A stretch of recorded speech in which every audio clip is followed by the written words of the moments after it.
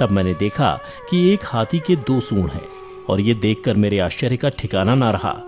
फिर अर्जुन ने बताया कि हे वासुदेव, मैंने एक पक्षी को देखा जिसके पंखों पर वेद की ऋचाएं लिखी हुई थीं। वह मरे हुए जानवर का मांस खा रहा था। फिर अर्जुन के बाद भीम ने भी श्री कृष्ण को बताया कि हे कृष्ण, मैंने देखा एक गाय ने बछड़े को जन्म दिया है और जन्म के बाद वह बछड़े को इतना चाट रही है कि बछड़ा लहूलुहान हो गया, जिसे देखकर मैं हैरान हो गया। भला कोई माता अपने बच्चों के साथ ऐसा कर सकती है?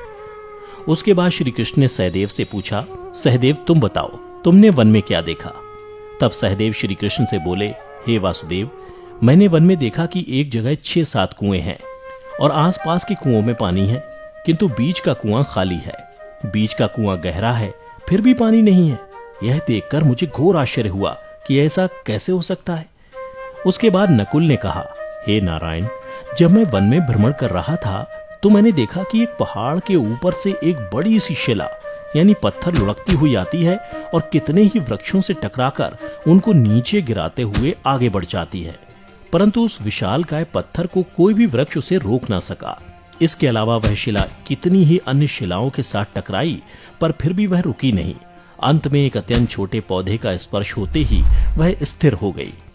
फिर युधिष्ठिर श्री कृष्ण से बोले, हे वासुदेव, हम 5 भाइयों ने जो कुछ भी वन में देखा वो आपको बता दिया, कृपया कर इसका अर्थ बताइए। तब श्री कृष्ण ने युधिष्ठिर से कहा, हे धर्मराज, जैसा कि आपने कहा कि आपने 2 सूंड वाला हाथी देखा, जिसका यह अर्थ हुआ कि कलयुग में ऐसे लोगों का राज होगा जो बोलेंगे कुछ, करेंगे कुछ। कलयुग के शासक अपने प्रजा की सभी तरह से शोषण करेंगे। उनके मन में कुछ और होगा और दिखावे के लिए कुछ और करेंगे। अर्थात कलयुग में शासकों के लिए आम लोगों का कोई महत्व नहीं होगा, वो बस राज करने के लिए शासक होंगे। फिर श्री कृष्ण अर्जुन से बोले, हे धनंजय, जैसा कि तुमने देखा कि एक पक्षी के पंख पर वेद की ऋचाएं लिखी हुई थीं, लेकिन वह मरे हुए जानवर का मांस खा रहा था, जिसका अर्थ ये हुआ कि कलयुग में ऐसे लोग होंगे जो बड़े ज्ञानी और ध्यानी कहलाएंगे, किंतु उनके आचरण राक्षसी होंगे। कलयुग में लोग पंडित और विद्वान कहलाएंगे, किंतु यह विचार चलता रहेगा कि कोई मरे और उसकी सारी संपत्ति उसके नाम हो जाए। अर्थात कलयुग के मनुष्य धन और संपत्ति के लोभी होंगे, भले ही उनके पास कितना ही ज्ञान क्यों ना हो।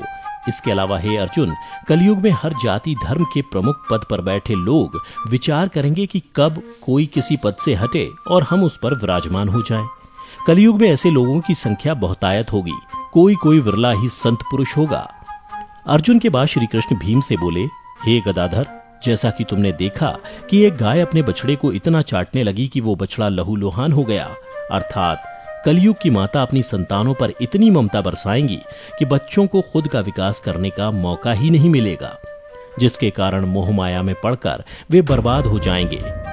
इसके अलावा किसी का बेटा घर छोड़कर साधु बनेगा तो हजारों व्यक्ति दर्शन करेंगे, किंतु जब मनुष्य का अपना बेटा साधु बनेगा तो रोएंगे कि मेरे बेटे का क्या होगा।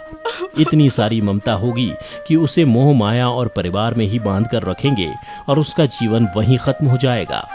अंत में बेचारा अनाथ होकर मरेगा। भीम जब श्री कृष्ण के जवाब से संतुष्ट हो गए, तब भगवान श्री कृष्ण ने सहदेव से कहा, सहदेव, जैसा कि तुमने बताया कि तुमने वन में 5-7 भरे कुओं के बीच एक कुआं एकदम खाली देखा, जिसका अर्थ ये हुआ कि कलयुग में पैसे वाले अर्थात धनी लोग अपने पुत्र पुत्री के विवाह में या फिर आलीशान भवन बनाने में लाखों रुपए खर्च कर देंगे, परंतु उनके पड़ोस में ही यदि कोई भूखा प्यासा मर रहा होगा तो वह उसकी कोई सहायता नहीं करेंगे। भले ही उनका अपना ही सगा भूख से मर जाएगा, लेकिन वो देखते रहेंगे। इसके अलावा कलयुग में मनुष्य मदिरा, मांस, भक्षण, सुंदरता और व्यसन में पैसे उड़ा देंगे, किंतु किसी के 2 आंसू पोंछने में उनकी रुचि ना होगी।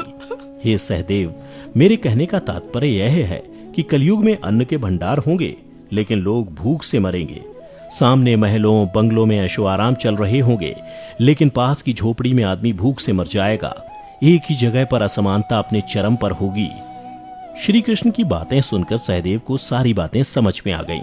तब श्री कृष्ण ने नकुल से कहा, नकुल, जैसा कि तुमने बताया कि वन में एक बड़ी सी चट्टान पहाड़ से लुढ़की, किंतु बड़े बड़े वृक्ष और उसके तने उस चट्टान को रोक ना पाए, किंतु एक छोटे से पौधे से टकराते ही वह चट्टान रुक गई, जिसका अर्थ यह हुआ कि कलयुग में मनुष्य का मन नीचे जाएगा, यानी कलयुग के मनुष्यों का जीवन पतित हो जाएगा। और ऐसे में मनुष्यों का जीवन धन की शिलाओं से नहीं रुकेगा, ना ही सत्ता के वृक्षों से रुकेगा, किंतु हरि नाम के एक छोटे से पौधे से, हरि कीर्तन के एक छोटे से पौधे से मनुष्य जीवन का पतन होना रुक जाएगा। अर्थात कलयुग में भी जो मनुष्य धन के लोभ को छोड़कर हरि नाम का जप करेगा, उसे कोई कष्ट नहीं होगा और मृत्यु के बाद उसे परमेश्वर अर्थात मेरे चरणों में जगह मिलेगी। तो मित्रों, आपने देखा होगा कि आज श्री कृष्ण द्वारा बताई गई ये सारी बातें सच में घटित हो रही हैं। इसलिए मनुष्यों को चाहिए कि कलयुग में वह धर्म का पालन करें और श्री हरि नाम का भजन करें, तो उसका जीवन सफल हो जाएगा। तो मित्रों, उम्मीद करता हूं कि आपको श्री कृष्ण द्वारा कलयुग के बारे में बताई गई ये कड़वी सच्चाई जरूर पसंद आई होगी।